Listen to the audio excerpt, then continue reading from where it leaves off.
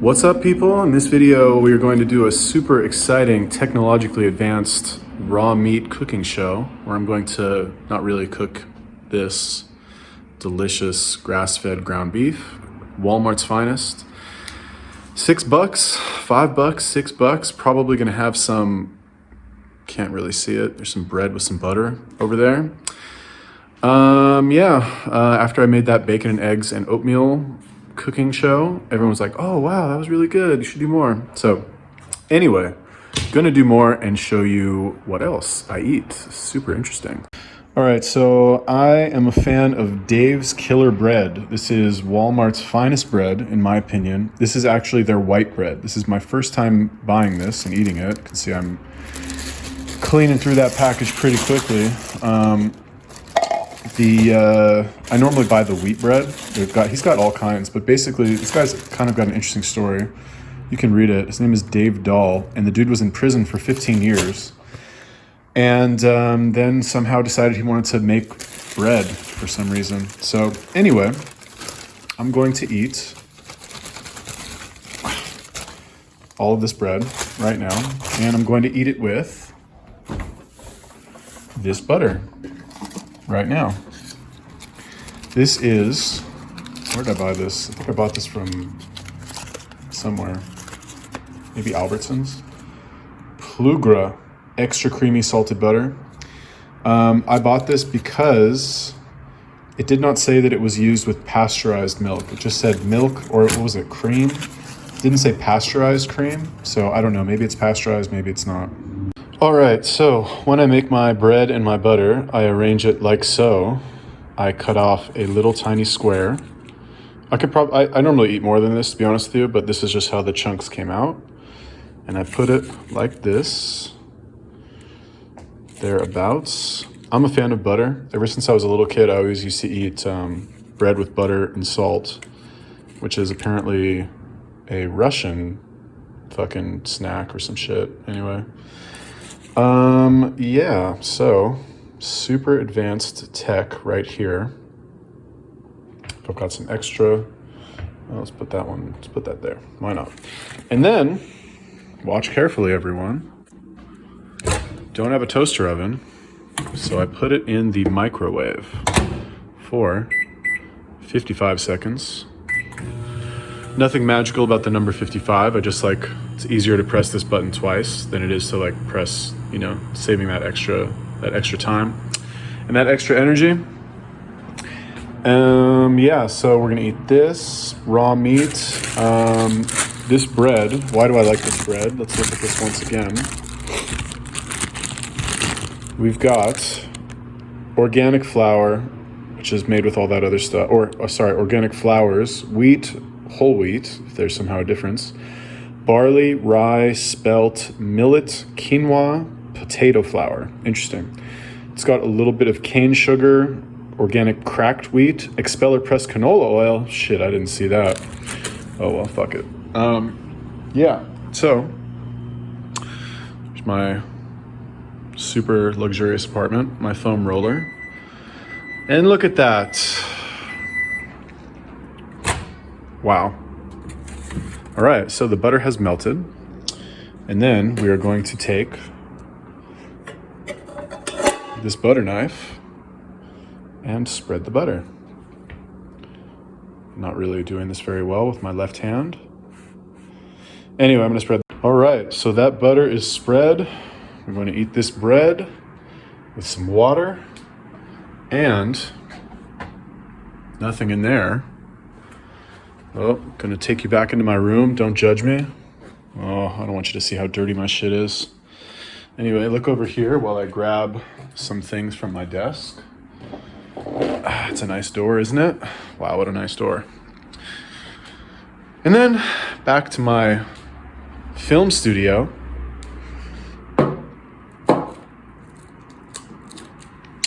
My brown chair with some markers, the dustpan thing, and we're going to grab, oh my God, it's a mess. Don't judge me. Don't judge me, baby. All right, set up my film studio. Okay, Did we do it? We did it. Okay, wonderful. Walmart meats. Yep. Sometimes when I'm on my way to work, or, you know, if I'm really hungry, I'll just eat this just straight out of the package.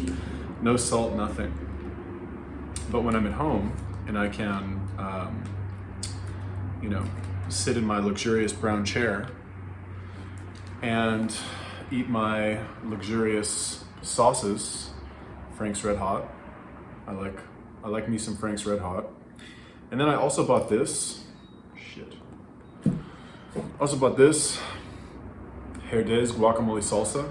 It's pretty good. It's got soybean oil, which is not great, but overall, it's a net. It's healthy in terms of a net way of thinking about health. If you've never tried raw meat, you'll need to try that shit. Like, once you get over how unhealthy you think it is, or how gross you think it is, this is why I always come back to athleticism being the true test of how healthy you are or how healthy something is. Obviously, once you introduce things like performance enhancing drugs into the equation, that will skew the results somewhat. But the point is that when you know, if you try to exercise, like let me, as simple as possible. Two identical people, one of them eats raw meat, one of them eats cooked meat. Who is going to be able to train harder the next day, assuming everything else is even? Well, I would argue the one who eats the raw meat. I did this yesterday. Normally I don't eat raw meat before work, but yesterday I did, and it was a shitty day at work, but I had a ton of energy. I have a physical job, and I had a lot of energy, and that was after doing, you know, that was my third. I'm doing 3 days on, 1 day off in terms of like exercise to rest, and that was the third day, so it was good. Bottom line, just try it. You can get really cheap grass-fed beef at Walmart. I paid like $6 for this, I think. I think this is the 80-20? 90-10. 90% lean, 10% fat. Tastes pretty damn good, not gonna lie. Bread and butter. Can't beat that shit. Probably don't need the bread and butter, to be honest with you, but I like it anyway. Tastes good, and it's like carbs, you know? I was gonna say this earlier, but the idea of like, you know, do you need carbs when you eat raw meat? Because the idea is that something called gluconeogenesis will happen, which is where your body produces, which is really good, by the way. Your body will produce will convert protein into glucose or glycogen or something. So bottom line, you won't need carbs. You won't go into keto. If all I ate was raw meat, I wouldn't go into keto, basically. I wouldn't go into ketosis because my body would produce glucose from this protein or some shit. Is it true? I don't know. I'm gonna eat my bread and butter anyway, though.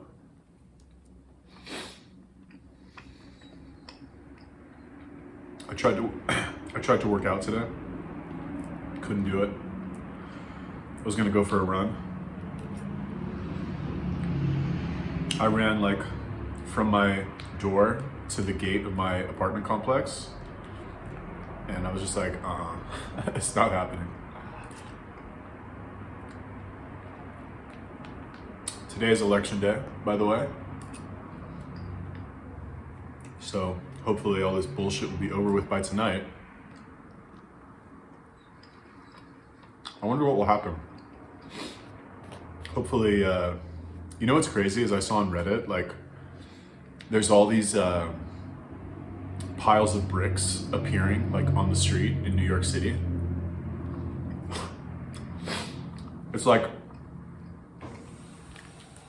rioters can't even be bothered to fucking provide their own bricks, you know? Even that needs to be provided by the state for them. What a joke. America's going down the drain. Let me tell you. Oh well. I'm a dual citizen. I can just escape to Israel if I want. Although they're on pretty fucking strict lockdown now also. I don't want to think about it anymore. I'm done thinking about disturbing things. Let's talk about something more fun. So I don't know if you can see I'm adding some salt to my bread and butter because I like salt, and I don't want to say I don't see the point to limiting your salt, because I think that definitely, like, you know, because what I've noticed, if I eat fast food, which is very high in salt, I notice that like my heart beats really fast when I lie down and go to bed. I don't like that. I forgot one thing. I'll be right back.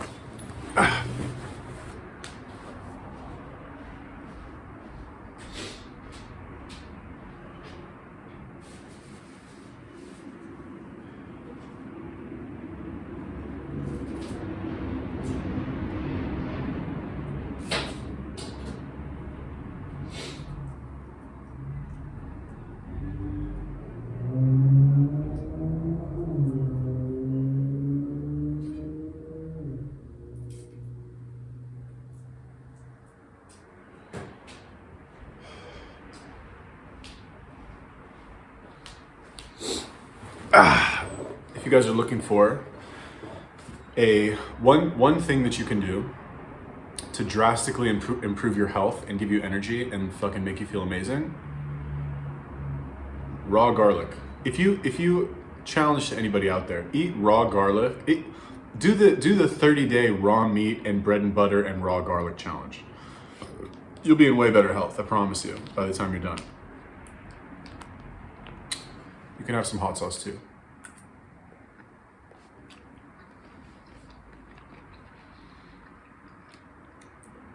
Delicious. A little spicy,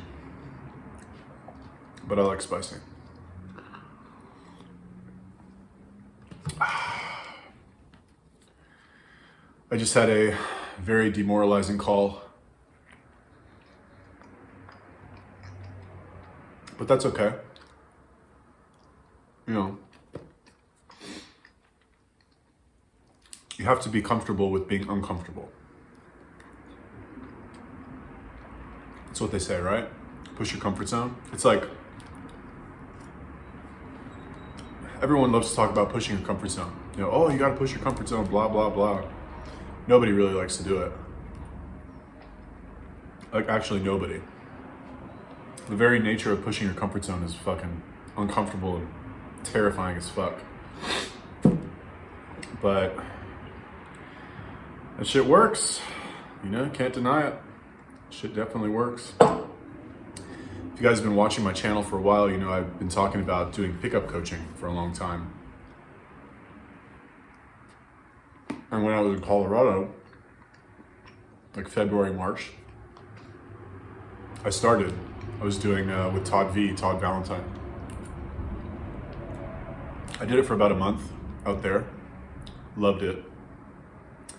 And then coronavirus fucking bullshit happened. So I paused it. And then I just started it again in Vegas. Or,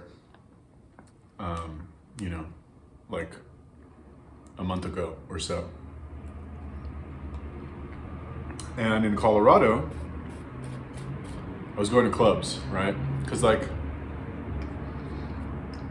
the company I was working with There's a bunch of guys, and they all like to go out. So there's like a group of us who would go. Vegas is a little bit more of like a freelance city. It's not as tight of a community. It's like the Wild West out here. Anyway, it's kind of just been up to me, and clubs are closed also. And like practicing pickup in clubs, in my opinion, is way, way, way easier. Because you're anonymous and you feel your anonymity, you know? Like if you go to a club, and I hate clubs. Nobody actually enjoys going to the club. Like nobody enjoys it. It's not a fun experience. It's fucking loud, it's expensive. You know, you can't fucking hear yourself think. You gotta pay for parking. It just fucking sucks for everybody. But one thing that's good about it is like, you feel anonymous, you know? You can go and like go approach a girl or some girls, and if it goes poorly, first of all, nobody fucking will notice because everyone's in their own world at the club. Number two, nobody fucking heard you act like a retard anyway, because nobody can hear anything in there anyway. And worst case scenario, let's say like everybody laughs at you and you feel like a loser. You walk fucking 10 feet this way and nobody knows who you are. It's like a whole nother world because there's so many people there.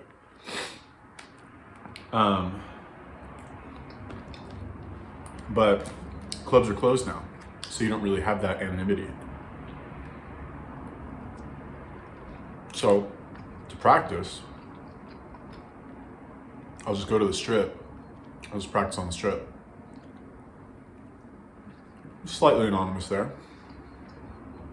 It's still pretty anonymous, to be honest with you, but you just don't feel as anonymous, you know?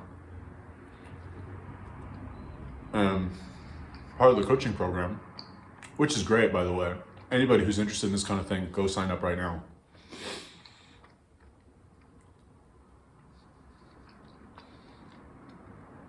Part of the coaching is recording your in-field interactions. So I bought a recording device and a microphone, and I fucking mic myself up. I fucking stick that shit to my chest. I feel like I'm gonna go and doing like a fucking FBI sting. And I go on the strip, and I just go approach fucking random people, random girls. And when you listen to yourself, you'll be amazed at how fucking lame you sound. It's sobering. You know, I'm no stranger to like recording myself and like watching, you know, I make video, got, you know, not all of my videos are public, right? On my YouTube channel. I have, I would say a good like 9 out of 10 are public, well, maybe 8 out of 10. So I have a lot of like course videos and stuff like that for various projects that I've done in the past. But I think I've watched, anyway, the point is I've got like 1,000 videos on my fucking channel. I've watched them all, you know? I'm no stranger to like watching myself on camera, but I'm here in my fucking living room. There's no pressure on me now, you know?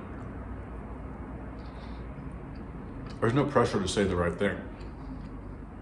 I'm sitting here eating fucking bread and butter. But when you go to a public place, then you try to approach girls and be charming and smooth and remember all of this fucking shit that you learned that you're supposed to say. That shit is way harder, and you sound like a fucking tool. So I just had a call just now with one of the coaches, and we went over some of the infield. It was so embarrassing. Because I'm not like, yeah, you know, everybody's weird, but like, I know how to talk to people. I'm a fucking salesperson. I talk to people all day. But it's unfathomably difficult to approach a girl on the street and fucking say the right thing and do the right thing and like, I don't want to say get her to like you, but like not sound like a fucking total retard. And I'm not just saying like, these are not like targets that stand still. You know what I mean?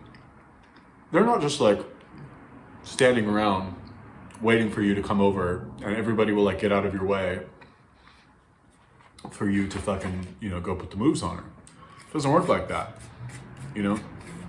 Like what ends up happening, and this is what's different than like club game. Street game is fucking hard, man. Holy shit, this shit is hard. You know, you're walking this way and you see like a girl or two girls like 100 feet over there walking the other way. And you're like, shit, okay, you know, because the kind of the rule is like, this is like the unspoken rule, but it's like, if you see a girl that you want to approach and you get that kind of like, that desire of like, oh, she's hot, I kind of want to approach her. And then you immediately get that fear. You're like, oh, but like, what if this happens? What if that happens?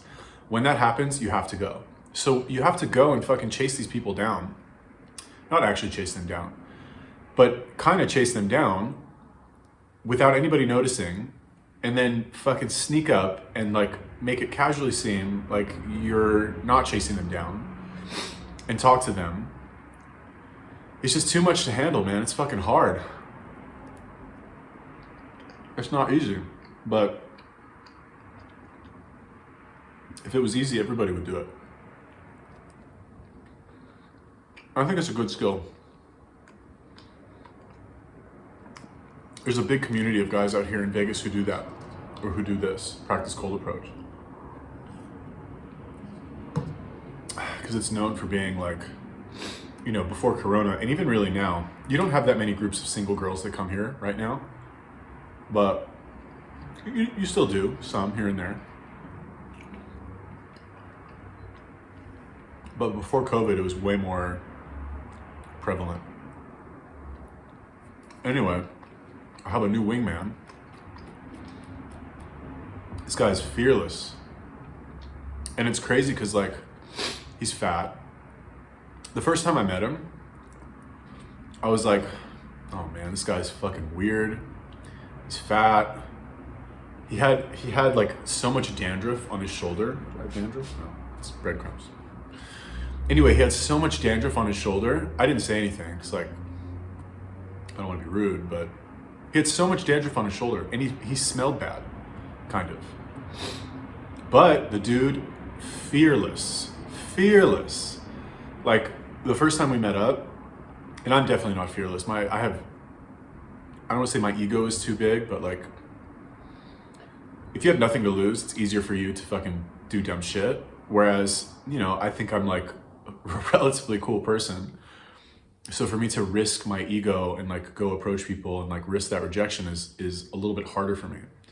Anyway, this guy had no problem whatsoever. And he was just like, hold on 1 second. We're like talking, he's like, just a second. And he'd just fucking go and just walk up to fucking girls and start talking to them.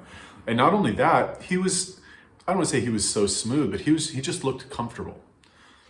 He just looked comfortable. That's what it was, you know?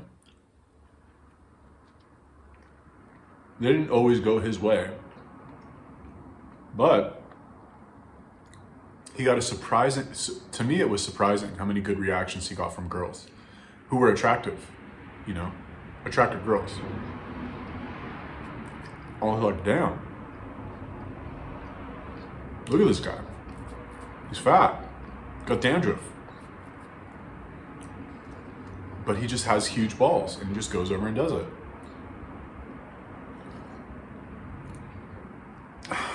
Anyway, eat raw meat, eat garlic. Dave's bread, I think it's what it's called. Dave's amazing bread or some shit. That's my video. Tell me what you think about it. Do you want to see any other types of videos? Honestly, I'm running out of different types of food to make because I don't have that much variety. But do you want to see more videos like this? Let me know. Leave me a comment. Peace.